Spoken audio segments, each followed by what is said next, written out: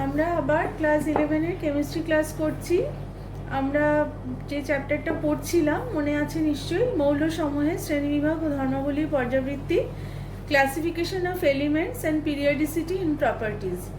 আজকে আমাদের পার্ট 3, এর আগে দুটো পার্ট আমরা পড়ে ফেলেছি। আজকে আমরা চ্যাপ্টারটার শেষাংশ শেষ করব। তো আজকে আমরা যে টপিকটা দিয়ে শুরু করছি সেটা হচ্ছে আয়নীভবন বিভব বা আয়নীভবন এনথালপি, আয়নাইজেশন পোটেনশিয়াল অথবা আয়নাইজেশন এনথালপি এটাকে বলা হয়ে থাকে। এটার সম্বন্ধে তোমরা ক্লাস 10-এ কিছুটা পড়েছো। এখানে আবার আমরা ভালোভাবে এই বিষয়টা নিয়ে পড়ব। তো সেই জন্য প্রথমেই আমাদের জেনে নিতে হবে যে আয়নীভবন বিভব বা আয়নীভবন এনথালপি বলতে ঠিক কী বোঝায়। এসব আমরা একটু সেই ব্যাপারে জেনে নিই, তারপরে আমরা এর বিষয়ে আলোচনাটা করি।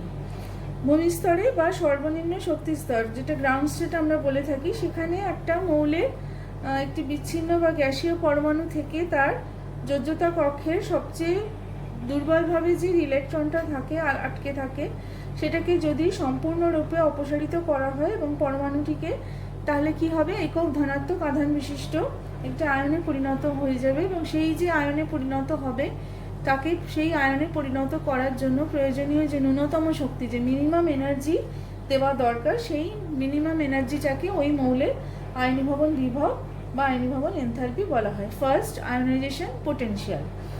তো এই যে তাহলে এই যে নিরবিচ্ছিন্ন একটা মৌলের ক্ষেত্রে একটা তার ভূমিস্তরে অবস্থিত একটা গ্যাসীয় অবস্থায় যখন থাকছে একটি বিচ্ছিন্ন গ্যাসীয় পরমাণু, তখন যদি সেটাকে তার আয়নে পরিণত করতে যদি ন্যূনতম আয়ন শক্তির প্রয়োজন হয়, তাহলে সেটাকে তার প্রথম আয়নীভবন বিভব বলে। এরকমভাবে আমরা যদি সেটাকে M2+, M3+ প্রভৃতি আয়নে পরিণত করতে পারি, তখন সেগুলোকে যথাক্রমে I2 বা দ্বিতীয় আয়নীভবন বিভব, তৃতীয় I3 আয়নীভবন বিভব বলা হয়।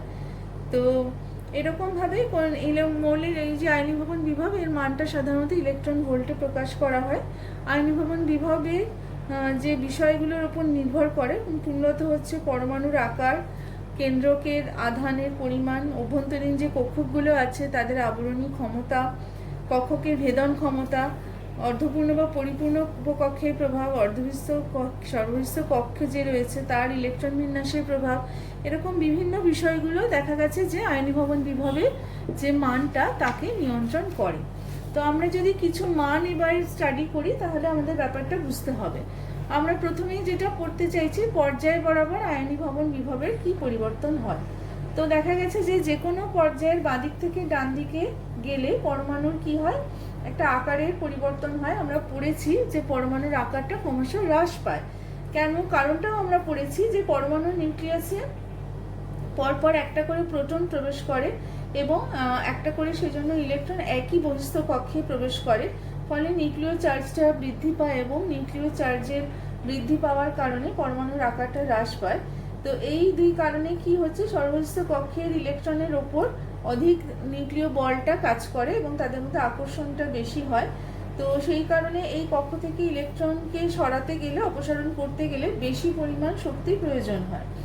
এই জন্য দেখা যায় যে দু একটি ব্যতিক্রম ছাড়া একই পর্যায়ে বাঁ দিক থেকে যদি আমরা ডান দিকে যাই, মৌলগুলোর আয়নীভবন বিভবের মান তাহলে ক্রমশ বৃদ্ধি পাওয়ার কথা। তো যত আকারটা ছোট হচ্ছে, তত নিউক্লিয় চার্জের প্রভাবটা সর্বহিস্য কক্ষের সবচেয়ে আলগাভাবে ইলেকট্রনটার ওপর তার আকর্ষণ বলের প্রভাবটা বেশি থাকছে, ফলে সেই আকর্ষণের প্রভাব থেকে একে কাটিয়ে একে বিচ্ছিন্ন করতে গেলে বেশি পরিমাণ শক্তির প্রয়োজন হচ্ছে। যত আকারটা ছোট হচ্ছে সেজন্য তত বেশি শক্তির প্রয়োজন হচ্ছে। তো এখানে দেখো, আমি এখানে একটা উদাহরণ রেখেছি যে দ্বিতীয় পর্যায়ের মৌলগুলোর আয়নীভবন বিভবের মান কিভাবে পরিবর্তন হয়। তো এখানে lithium, beryllium, boron, carbon, nitrogen, oxygen, fluorine, neon আছে এবং নিউক্লিয় চার্জের যে বাড়ছে আস্তে আস্তে সেটা দেখানো হয়েছে। এবং যোজ্যতা কক্ষের ইলেকট্রন বিন্যাসগুলো আমি বলবো একটু লক্ষ্য করতে। লিথিয়াম 2s1, বেরিলিয়াম 2s2, আচ্ছা বোরন হচ্ছে 2s2 2p1, carbon 2s2 2p4, nitrogen 2s2 2p3, oxygen 2s2 2p4, fluorine 2s2 2p5, নিয়ন হচ্ছে 2s2 2p6। এখানে দেখো 2s2টা পরিপূর্ণ, 2s2 2p6টাও পরিপূর্ণ, 2s2 2p3টা হচ্ছে অর্ধপূর্ণ। আচ্ছা, এবার আমাদের এটাও জানা আছে যে কোনো পরমাণুর কোনো উপকক্ষ যদি ইলেকট্রন দ্বারা অর্ধপূর্ণ বা সম্পূর্ণ ভর্তি থাকে তাহলে সেই পরমাণুর ইলেকট্রনীয় গঠন খুবই সুস্থিত হয়।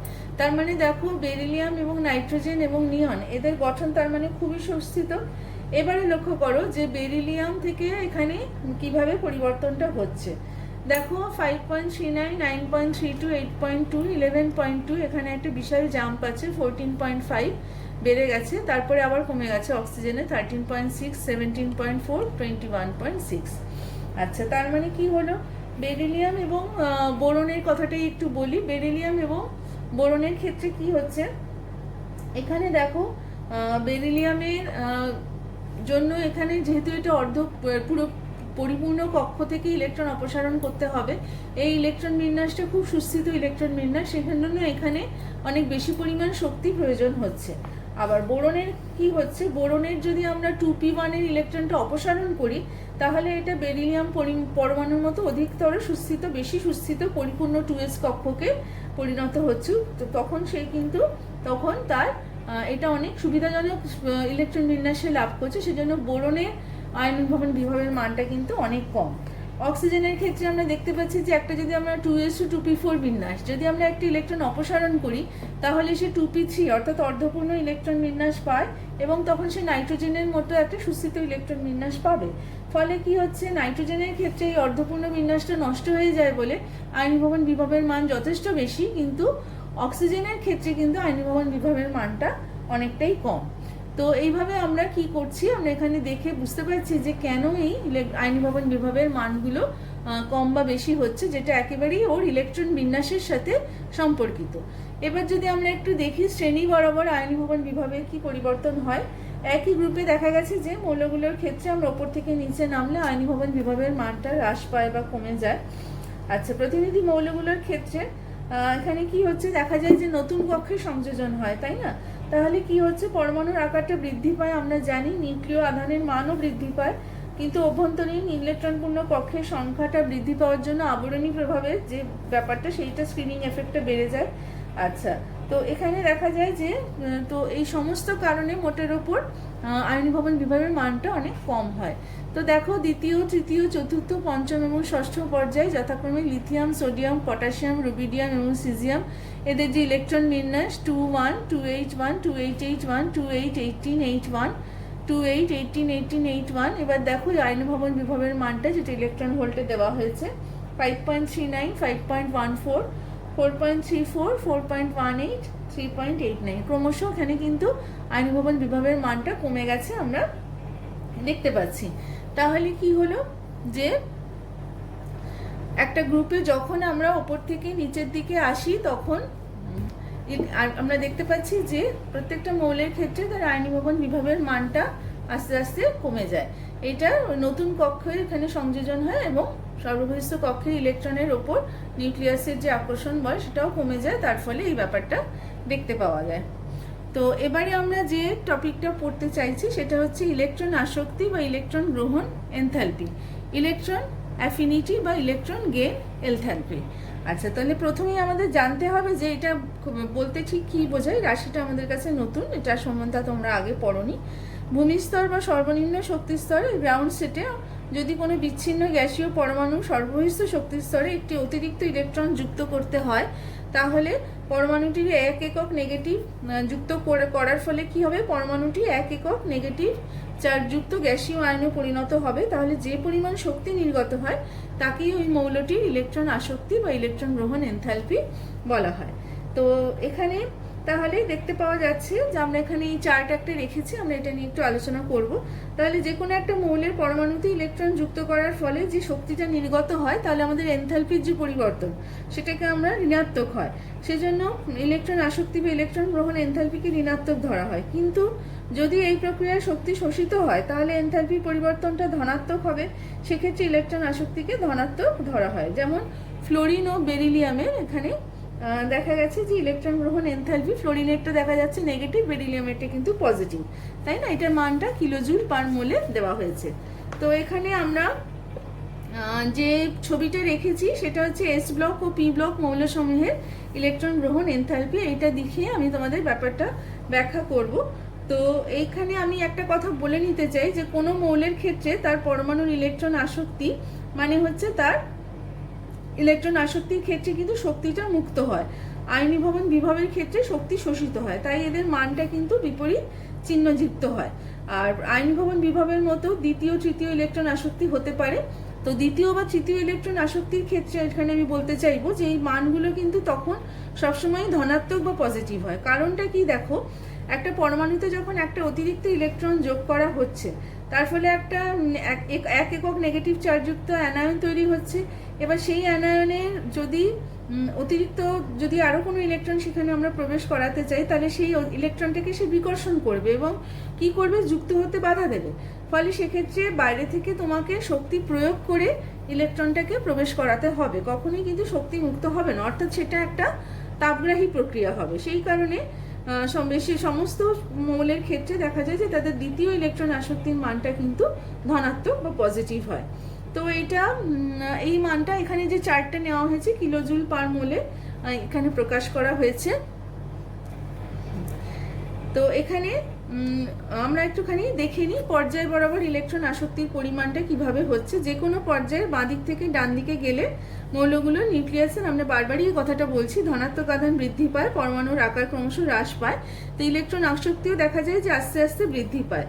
তো বাঁদিকে যে মৌলগুলো থাকে তাদের ইলেকট্রন আসক্তি কম, কিন্তু যত ডান দিকে আসা যায় অধাতুগুলোর ইলেকট্রন আসক্তি অত্যন্ত বেশি।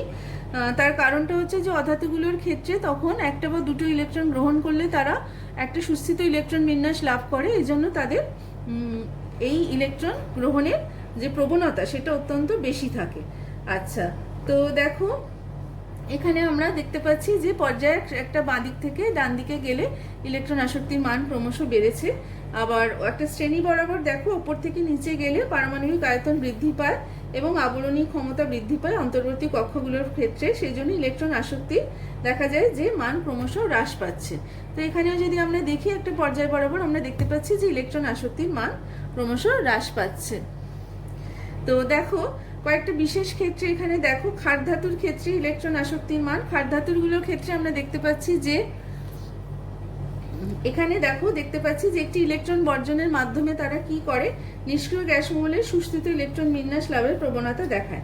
ফলে এদের ইলেকট্রন গ্রহণের প্রবণতা খুবই কম, এরা সবসময় চায় ইলেকট্রন বর্জন করতে। সেই জন্য ক্ষার ধাতুর ক্ষেত্রে ইলেকট্রন গ্রহণ যে প্রক্রিয়াটা সেটা হচ্ছে তাপমুচি, অর্থাৎ এদের ইলেকট্রন আসক্তি হচ্ছে একটা ঋণাত্মক রাশি। আচ্ছা, তো দেখো ক্ষার ধাতুর ক্ষেত্রে ইলেকট্রন আসক্তির মানগুলো খুবই কম। তো আর যদি আমি এখানে আরেকটা বলতে চাই, নিষ্ক্রিয় গ্যাসের ক্ষেত্রে ইলেকট্রন আসক্তির মানগুলো হচ্ছে ধনাত্মক। প্রত্যেকটা নিষ্ক্রিয় গ্যাসের ক্ষেত্রে আমরা দেখতে পাচ্ছি যে ইলেকট্রন আসক্তির যে মান সেটা হচ্ছে ধনাত্মক। এদের ক্ষেত্রেও এরা বহিস্থ কক্ষে একটা ইলেকট্রন যোগ করে এদের যে সুস্থিত ইলেকট্রন বিন্যাস এটা একেবারেই নষ্ট করতে চায় না। ফলে ওরা সেই ইলেকট্রনটি সেখানে যুক্ত করাতে খুব একটা আগ্রহী নয়, ফলে এদের এখানে ইলেকট্রন গ্রহণ প্রক্রিয়ায় শক্তির শোষণ ঘটে। কিন্তু হ্যালোজেন মৌলগুলোর ক্ষেত্রে একই সাথে আমি দেখাতে চাইবো যে এদের ইলেকট্রন আসক্তির মান হচ্ছে অত্যন্ত বেশি।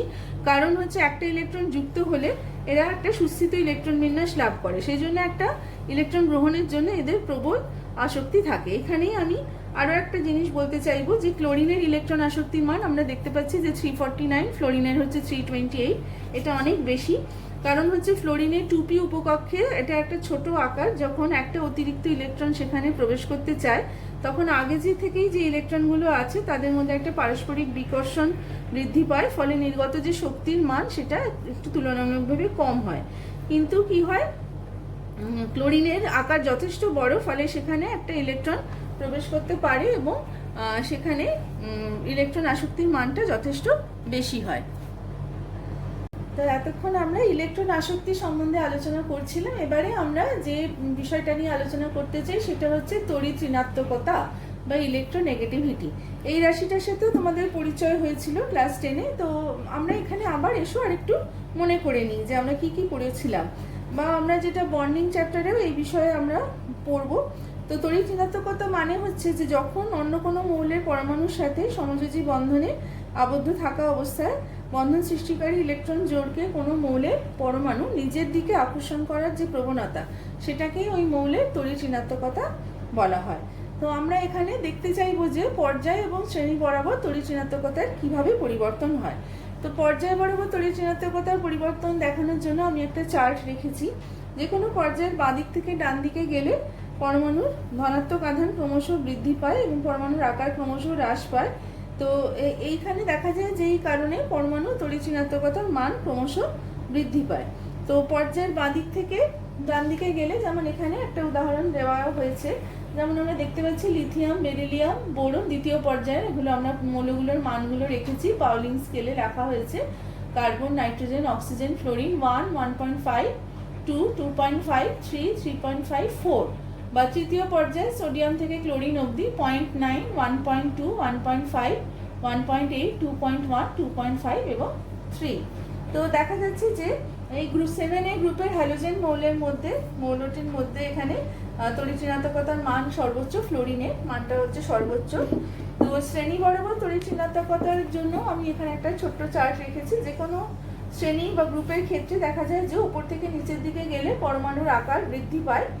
তো এটা আমরা আগেও আলোচনা করে এসেছি। তো দেখা যায় যে তড়িৎ ঋণাত্মকতা ক্রমশ হ্রাস পায়।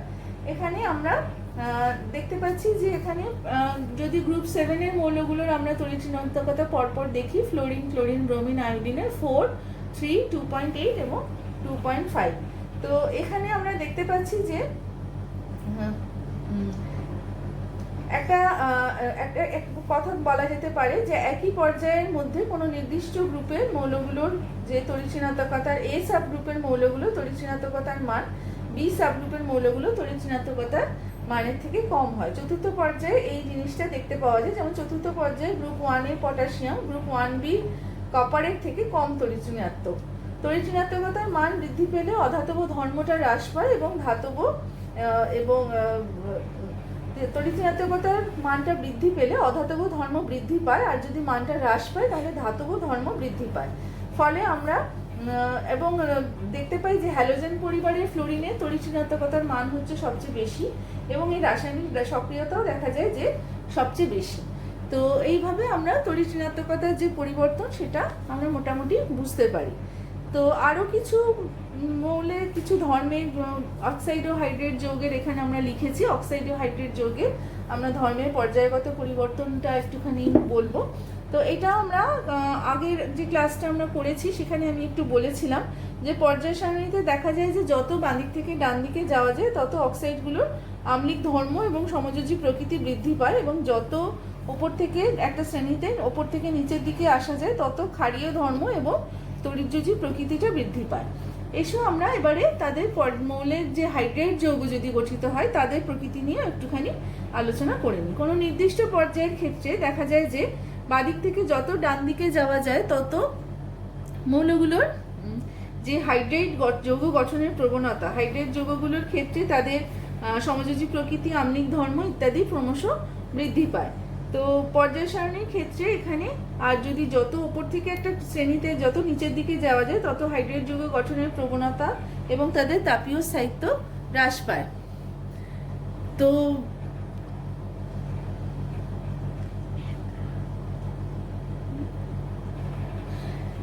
এখানে আমরা একটা চার্ট রেখেছি, সেই চার্টে আমরা এখানে পরপর যে পর্যায়গুলো রয়েছে সেইগুলো দেখিয়েছি এবং পরপর যে গ্রুপগুলো রয়েছে সেগুলোও দেখিয়েছি। এই মৌলগুলোর ক্ষেত্রে গ্রুপ 1-এর ক্ষার ধাতু এবং গ্রুপ 2-এর মৌলগুলোর হচ্ছে ক্ষারীয় মৃত্তিকা ধাতু, হাইড্রেট লবণগুলো আছে। তো এগুলো হচ্ছে সব আয়নীয় প্রকৃতির।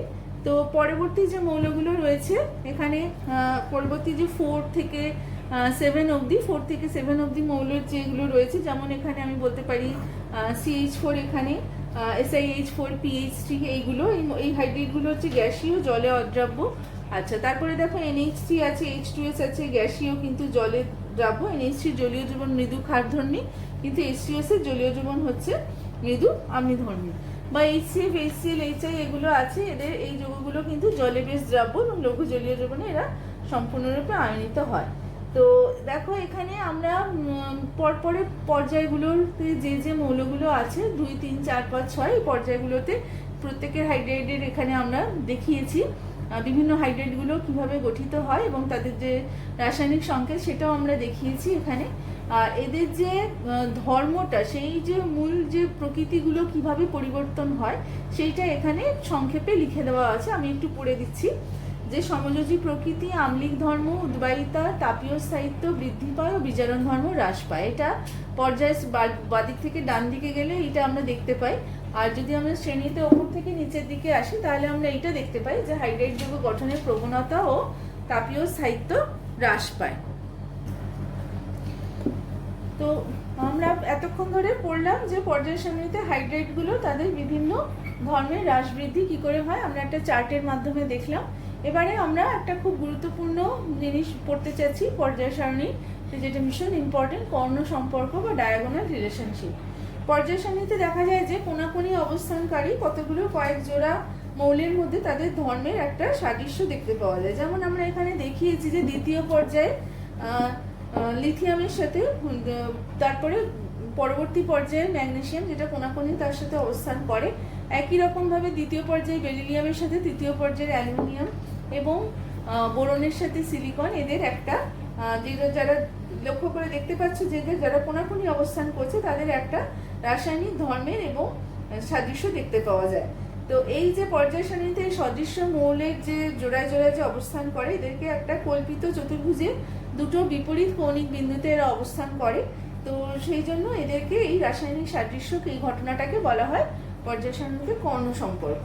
তো কর্ণ সম্পর্কের একটা কারণও আছে, আমরা একটা ব্যাখ্যা দিতে পারি যে কি হচ্ছে, একটা পর্যায় বরাবর বাদিক থেকে ডান দিকে গেলে মৌলের যে রাসায়নিক ধর্ম যে নিয়ন্ত্রণ করে যে প্যারামিটার্সগুলো আছে, যেমন আয়নীভবন বিভব বলতে পারি, ইলেকট্রন আসক্তি বলতে পারি, তড়িৎ ঋণাত্মকতা বলতে পারি, এইগুলোর যে পরিবর্তন যে অভিমুখে ঘটে একটা শ্রেণী বরাবর ওপর থেকে নিচে নামলে এই যে প্যারামিটারগুলোর পরিবর্তন বা চেঞ্জটা ঠিক তার অপোজিট দিকে ঘটে, বিপরীত অভিমুখে ঘটে।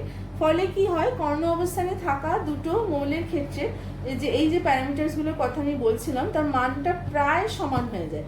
ফলে কি হচ্ছে, কোনাকুনি অবস্থানকারী মৌলগুলোর ক্ষেত্রে তাদের রাসায়নিক ধর্মের সাদৃশ্য দেখতে পাওয়া যায়, যদিও তাদের যোজ্যতা কিন্তু আলাদা হয়, যোজ্যতা একেবারেই আলাদা, সেটা তোমরা গ্রুপের অবস্থান দেখেও বুঝতে পারছো। তো এইটা হচ্ছে কারণ যে কেন কর্ণ সম্পর্ক যে মৌলগুলোর মধ্যে দেখতে পাওয়া যায় তাদের এই রাসায়নিক ধর্মের সাদৃশ্যটা আমরা দেখতে পাই। আমরা আমাদের এই যে চ্যাপ্টারটা পড়ছিলাম সেটা আমরা শেষ করব পর্যায় সারণীতে হাইড্রোজেনের অবস্থান দিয়ে, position of hydrogen gas in the periodic table. এটাও তোমরা ক্লাস 10-এ কিছুটা পড়ে এসেছো, এখানে আমরা আবার একটুখানি পড়ে নিচ্ছি। প্রথমেই আমি বলতে চাইবো হাইড্রোজেনকে গ্রুপ 1A-তে অন্তর্ভুক্ত করার সপক্ষে কি কি যুক্তি ছিল। প্রথম যুক্তি দেখো, হাইড্রোজেন হচ্ছে প্রত্যেকটা ক্ষার ধাতুর পরমাণুর মতো সর্বনিষ্ঠ কক্ষের ইলেকট্রন বিন্যাস NS1, যোজ্যতা হচ্ছে 1, তার হচ্ছে তড়িৎ ধনাত্মক ধর্ম রয়েছে। ক্ষার ধাতুগুলো তীব্র তড়িৎ ধনাত্মক মৌল, তারা ইলেকট্রন ত্যাগ করে ক্যাটায়নে পরিণত হয়। হাইড্রোজেনও তাই তড়িৎ ধনাত্মক মৌল, ক্ষার ধাতুর পরমাণুর মতো একটাই ইলেকট্রন বর্জন করে ক্যাটায়ন গঠন করে। আচ্ছা, ক্ষার ধাতুগুলো যে হাইড্রেট গঠন করে সেরকম সংকেত বিশিষ্ট হাইড্রোজেনও কিন্তু সেই হ্যালোজেন মৌলগুলো বা তড়িৎ ঋণাত্মক মৌলগুলোর সাথে হ্যালাইড যৌগ গঠন করে। আচ্ছা, তা ক্ষার ধাতুর মতো হাইড্রোজেনেরও বিজারণ ধর্ম আছে। হাইড্রোজেনেও ক্ষার ধাতুর মতো ধাতব অক্সাইডগুলোর মতো সুস্থিত একটা অক্সাইড গঠন করে এবং পারঅক্সাইড যৌগ গঠনে তার একটা প্রবণতা রয়েছে। তো এইগুলো হচ্ছে হাইড্রোজেনকে আমরা গ্রুপ 1A-তে আমাদের অন্তর্ভুক্ত করার সপক্ষে আমরা যুক্তি হিসেবে দিতে পারি। আচ্ছা, গ্রুপ 7A-তেও অন্তর্ভুক্ত করার সপক্ষে যুক্তি রয়েছে কিরকম, আবার সেই ইলেকট্রন বিন্যাস, যে এদের ইলেকট্রন বিন্যাস হচ্ছে 1s1, আর 7A-তে উপস্থিত মৌলগুলো সর্বনিষ্ঠ কক্ষের ইলেকট্রন বিন্যাস NS2np5। অর্থাৎ কি, হাইড্রোজেন এবং হ্যালোজেন মৌলগুলো সর্বনিষ্ঠ কক্ষে তাদের নিকটতম নিষ্ক্রিয় গ্যাস মৌলের ইলেকট্রন বিন্যাস থেকে একটা করে ইলেকট্রন কম থাকছে, তার ফলে কি হচ্ছে, এদের যোজ্যতা 1 হচ্ছে। আর কি, অধাতব চরিত্র, হাইড্রোজেনও অধাতু, এই গ্রুপে অবস্থানকারী হ্যালোজেন মৌলগুলো অধাতু, গ্যাসীয় অবস্থায় হ্যালোজেনও দ্বিপরমাণু, হাইড্রোজেনও দ্বিপরমাণু। এই মৌলগুলোর মতো তারা অ্যানায়ন গঠন করে, হাইড্রোজেনও অ্যানায়ন গঠন করতে পারে, হাইড্রেট গঠন করতে পারে নিষ্ক্রিয় গ্যাসের ইলেকট্রন বিন্যাস লাভের মাধ্যমে, H- গঠন করে। আচ্ছা, আর কি, সমযোজী যৌগ গঠন করে, হ্যালোজেনের মতো হাইড্রোজেনও বিভিন্ন অধাতুর সঙ্গে সমযোজী যৌগ গঠন করে। হাইড্রোকার্বন যৌগের হাইড্রোজেন পরমাণুগুলো দেখা গেছে যে আংশিক বা সম্পূর্ণভাবে হ্যালোজেন দ্বারা প্রতিস্থাপিত হতে পারে। আয়নীভবন বিভবের মানও হাইড্রোজেনের হ্যালোজেনের মতোই উচ্চ, কিন্তু ক্ষার ধাতুগুলোর আয়নীভবন বিভবের মানটা অপেক্ষাকৃত কম। তো এইভাবে আমরা এখানে দুটো দিকেই এখানে দুটো গ্রুপেকে জায়গা দিতে পারি। এই যে ব্যাপারটা এটা আমরা জানি, কিন্তু হাইড্রোজেনের একটা স্বতন্ত্র ধর্ম রয়েছে, একে সঠিকভাবে কোনো একটা নির্দিষ্ট গ্রুপে অন্তর্ভুক্ত করা যায় না। তো সেই জন্য পর্যায় সারণীতে এর একটা স্বতন্ত্র স্থান থাকাই যুক্তিযুক্ত, যে কারণে দেখা যায় যে আধুনিক পর্যায় সারণীতে একে একদম সবার উপরে সম্পূর্ণ পৃথক একটি স্থানে বসানো হয়েছে। তো এবারে আমি তোমাদের কিছু কিছু প্রশ্নের সাথে পরিচিত করাতে চাইবো, যে ধরনের প্রশ্ন এই চ্যাপ্টার থেকে এসে থাকে পরীক্ষায়, 11-এর অ্যানুয়াল পরীক্ষায় যে ধরনের প্রশ্ন এসেছে, আমি কিছু কিছু তোমাদের সেই ধরনের প্রশ্নের সাথে পরিচিত করাবো। যেমন ধরো, সোডিয়াম, ম্যাগনেসিয়াম, অ্যালুমিনিয়াম ও সিলিকনের প্রথম আয়নীভবন এনথালপি ক্রম কীরকম। তো এখানে আমি ক্রমটা দেখিয়েছি, এটার ব্যাখ্যা নিশ্চয়ই তোমরা দিতে পারবে। তারপরে দেখো, নিচের মৌলগুলোর মধ্যে কোন দুটির মধ্যে কৌণিক সম্পর্ক আছে? লিথিয়াম, বেরিলিয়াম, অ্যালুমিনিয়াম ও সিলিকন। এখানে বেরিলিয়াম ও অ্যালুমিনিয়ামের মধ্যে কৌণিক সম্পর্ক আছে, আমরা একটু আগেই পড়ছিলাম। আচ্ছা, তারপরে দেখো, কপার এবং পটাশিয়াম 29 পরমাণু ক্রমাঙ্ক, পটাশিয়ামের 19, এর মধ্যে কোনটির আয়নীভবন এনথালপি বেশি এবং কেন? তো এইগুলো সবসময়ই ইলেকট্রন বিন্যাস দিয়ে ব্যাখ্যা করতে হয়। যে কপারের ক্ষেত্রে দেখো 1:2:2:2, 2p6, 3:2, 3p6, 4s1। কপারের ক্ষেত্রে, পটাশিয়ামের ক্ষেত্রে এইটা, কপারের ক্ষেত্রে 1:2:2:2, 2p6, 3:2, 3p6, 3d10 এবং 4s1।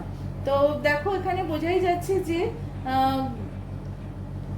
কপারের ক্ষেত্রে এখানে ওর একটা এই যে একটা সর্বস্থ কক্ষে ইলেকট্রন আছে, সেইটা এখানে একটা, এই ইলেকট্রনটা যদি চলে যায় তাহলে কি হবে, এখানে একটা তার যে আগের কক্ষের যে ইলেকট্রনটা, সেটার এখানে একটা সুস্থিত ইলেকট্রন বিন্যাস লাভ করবে। আচ্ছা, তো এখানে আমরা দেখতে পাচ্ছি যে কপারের ক্ষেত্রে একটা অভ্যন্তরস্থ যে ডি উপকক্ষ 3D যেটা, সেটাতে ইলেকট্রনগুলো আছে, এবং এই ইলেকট্রনের কিন্তু আবরণী ক্ষমতা বা স্ক্রিনিং এফেক্টটা খুব কম। তার ফলে কি হয়, কপার পরমাণুর যে 4s ইলেকট্রনটা আছে, এটা নিউক্লিয়াসের দ্বারা কিন্তু অনেক বেশি আকৃষ্ট হয়, আকর্ষণ বলের প্রভাবটা এর উপর অনেক বেশি। ফলে কি হয়, কপার পরমাণুর 4s ইলেকট্রনটাকে বিচ্ছিন্ন করতে গেলে আমাদের অনেক বেশি পরিমাণ শক্তি দিতে হবে। সেই জন্য কপারের কি হবে, আয়নীভবন এনথালপির মানটা পটাশিয়ামের থেকে অনেক বেশি হবে। কিন্তু লক্ষণীয় বিষয় হচ্ছে দুজনেরই কিন্তু সর্বস্থ কক্ষের যে ইলেকট্রন বিন্যাস, সেটা হচ্ছে 4s1, দুটো হচ্ছে একই। তো এই জন্যই প্রশ্নটার এখানে বৈশিষ্ট্য, যে এখানে 4s1 হওয়া সত্ত্বেও কপারের ক্ষেত্রে দেখা যায় যে ইলেকট্রন বিন্যাস, সেই কারণে আয়নীভবন এনথালপির মানটা হচ্ছে বেশি। আচ্ছা, ক্লোরিনের ইলেকট্রন আসক্তি ফ্লোরিন অপেক্ষা বেশি কেন? এটা আমি যখন পড়াচ্ছিলাম তখন একবার আলোচনা করে এসেছি, তো এখানে আমি আর সেজন্য সেটা আলোচনা করলাম না, আমি পরবর্তী প্রশ্নটায় যাচ্ছি। অক্সিজেনের ইলেকট্রন গ্রহণ এনথালপি সালফার অপেক্ষা কম কেন? এখানেও আমি এই ধরনের প্রশ্নে সবসময় ওদের ইলেকট্রন বিন্যাসটা দেখাতে হয়। যেমন অক্সিজেনের আমি দেখিয়েছি 1:2:2:2, 2p4, সালফার হচ্ছে 1:2:2:2, 2p6, 3:2, 3p4।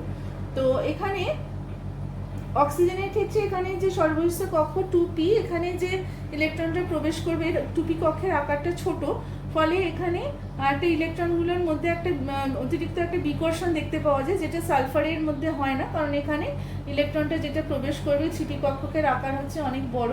তার ফলে দেখা যায় যে অক্সিজেনের ক্ষেত্রে ইলেকট্রন গ্রহণ এনথালপির মানটা সালফারের থেকে একটুখানি কম হয়।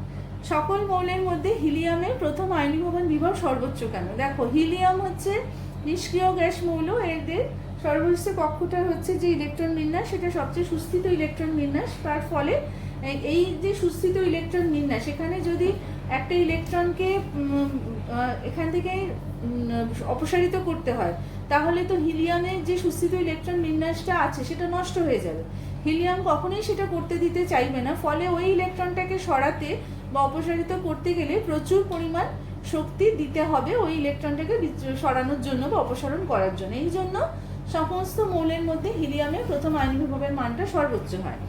তারপরের প্রশ্ন, কেন নাইট্রোজেনের আয়নীভবন এনথালপি অক্সিজেনের আয়নীভবন এনথালপির মান থেকে বেশি? আমরা যদি নাইট্রোজেনের ইলেকট্রন বিন্যাসটা দেখি, যে 1:2:2, 2p3, এটা হচ্ছে একটা অর্ধপূর্ণ ইলেকট্রন বিন্যাস, যেটা একটা সুস্থিতি দান করে মৌলটাকে, এবং নাইট্রোজেন চাইবে না যে এই সুস্থিতিটা ওর বেশি, এটা সুস্থিতিটাও নষ্ট হয়ে যায়। ফলে এখান থেকে একটা ইলেকট্রনকে অপসারণ করতে গেলে আমাদের অনেক বেশি পরিমাণে শক্তি এখানে প্রয়োগ করতে হবে।